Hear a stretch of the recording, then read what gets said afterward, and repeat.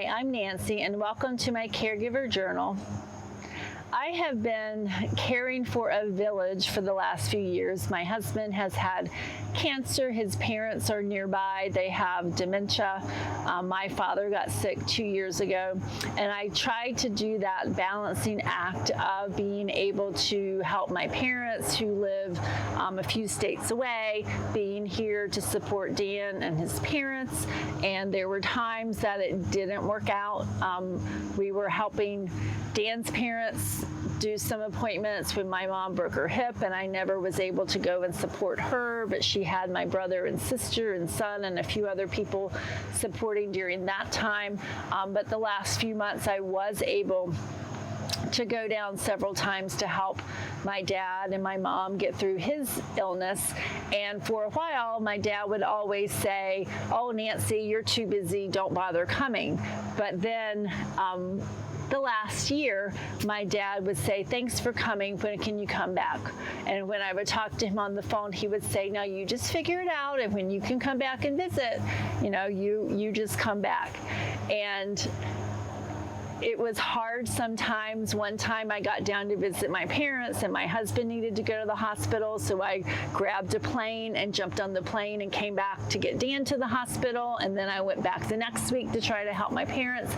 Sometimes it was a back and forth, and it wasn't always easy, and my family had to be on their own sometimes when I was down there, and I did not get down to help my parents as much as I wanted to.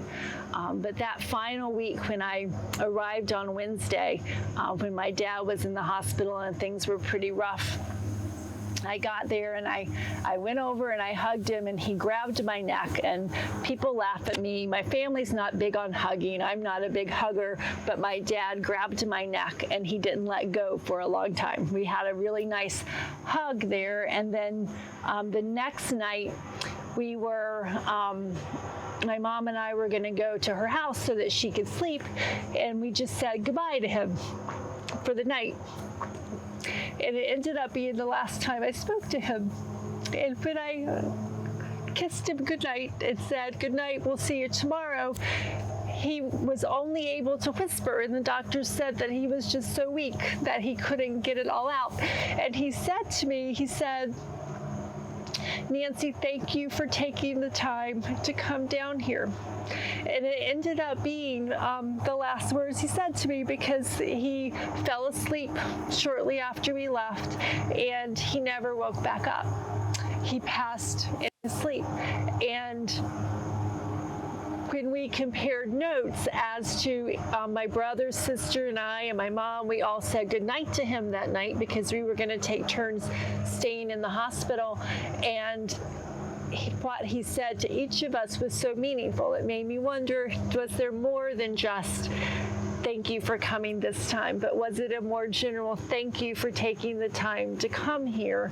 And it made all those plane tickets worthwhile. It made all of those juggling my work schedule and doing remote work from North Carolina instead of Pennsylvania, and all of it was worthwhile when I realized that I had no regrets over the time that I had been able to spend with him. I didn't have to wish that I had done it, and I had not.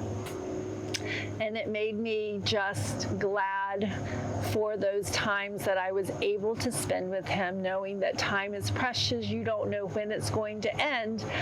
That night I didn't know I was saying goodnight to him permanently. I thought it was just for one evening.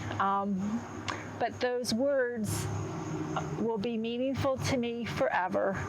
And I hope that we all do the best we can with the time that we have with our loved ones, so that one day somebody can hug you and say, "Thank you for taking the time to come see me."